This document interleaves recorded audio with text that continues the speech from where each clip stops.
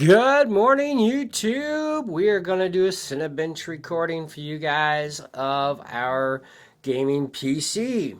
And yeah, I don't know why we even do this crap, but a lot of people like to see Cinebench scores, so what the hell? Let's do this.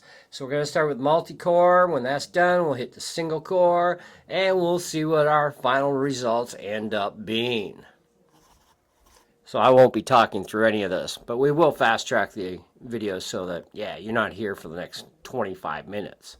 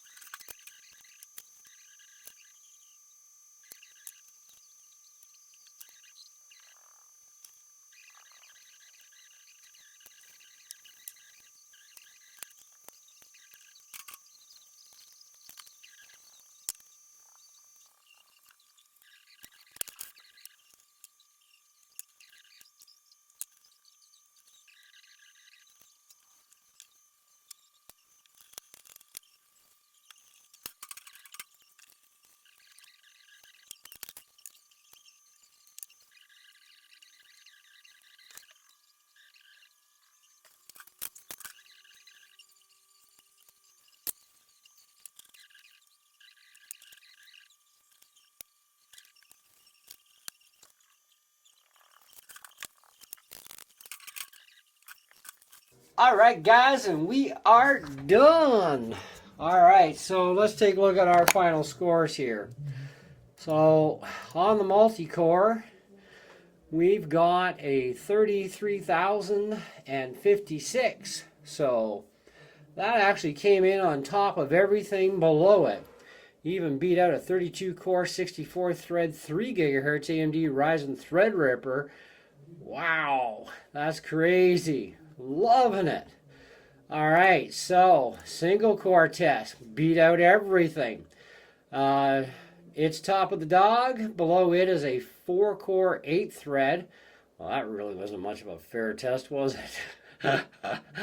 Oh, man. But even when you compare to a 12-core, 24-thread, 2.66. What do we got? 8-core, 16-thread, 3.4. Ryzen 7. This thing still 2,125. Pretty impressive scores for the CPU stuff here. Okay. And of course our MP ratio is 15.55, and that's fine there too. So this is just a Core i7 14700KF 20-core processor, 8 performance cores, 12 efficiency cores. We've got 32 gigabytes of RAM in this computer.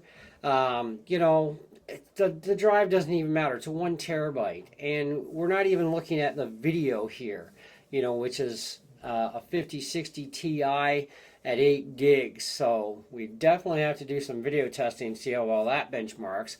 For those of you who think these tests matter, that's fine. That's completely up to you.